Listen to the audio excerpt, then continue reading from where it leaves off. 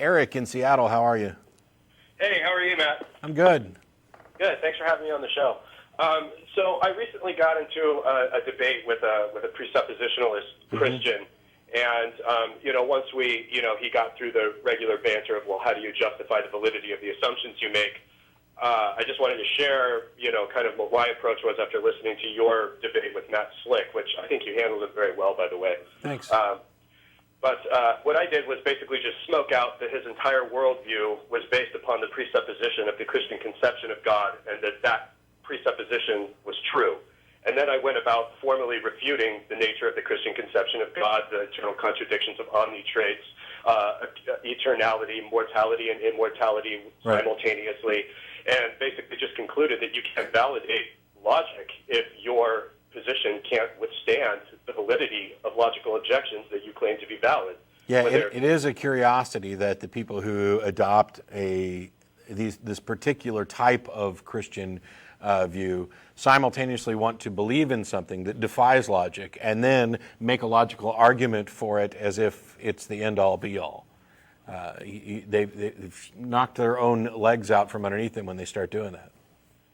Right, and I listened to some other debates that Matt Slick had with other well-informed atheists, and just found that he's just a really intellectually dishonest sophist, and that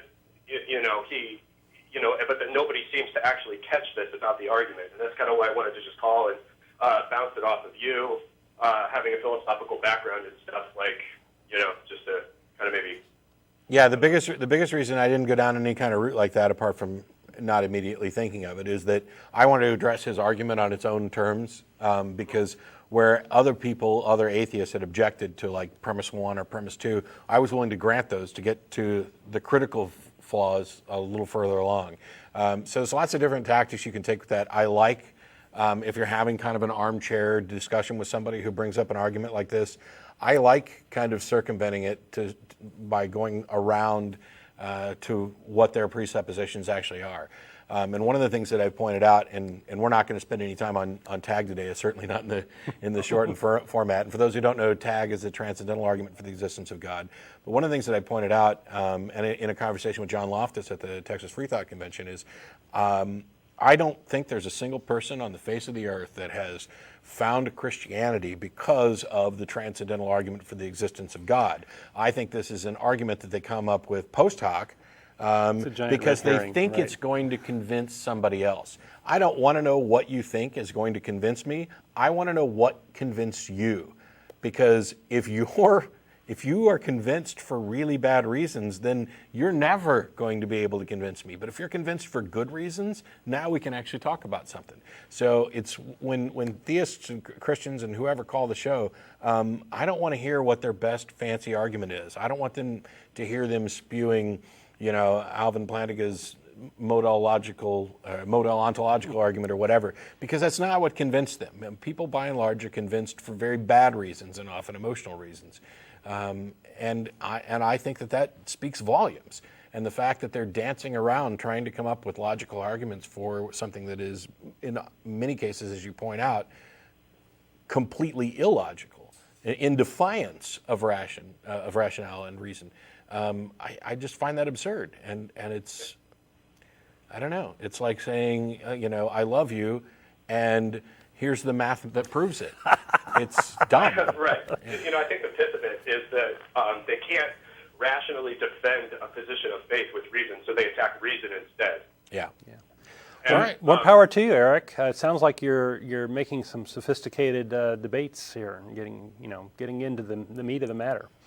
Yeah, just trying to help the movement the best I can as a working guy.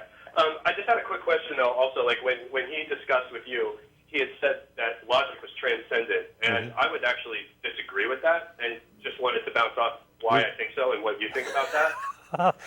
Matt and I have actually had a debate about that. We disagree, but I'm going with the definition of transcendent. We both think TAG is awful. So what was that? We both think TAG is an awful argument. Just for different reasons. Different reasons. Okay, so you don't. It would be better, Eric. It would be better if you just email me. Okay. And I'll be happy to consider that and talk about it. But there are people who already look like they're in pain in the studio, and I don't want to put them through Okay, anymore. all right, okay. All Yeah, right, okay. tag All and right, good thank you for TV your are time. kind of mutually exclusive. I appreciate the fact that you, like me, have an interest in this, and we're a bit, sadistic in our philosophy. But we're going to go ahead and move on to other calls. So I appreciate it, Eric. Okay, Thanks. all right, thanks. Bye. Bye-bye. Yeah, it's the deeply philosophical arguments, and the fact that Don and I don't agree on one aspect of this demonstrates that there's a lot of room for people to be wrong. So you say, man. That's so much more fun when they don't show the wide shot. So you were supposed to see his pained expression. Oh boy, you got me there. All right, Okay. we won't go down that road today.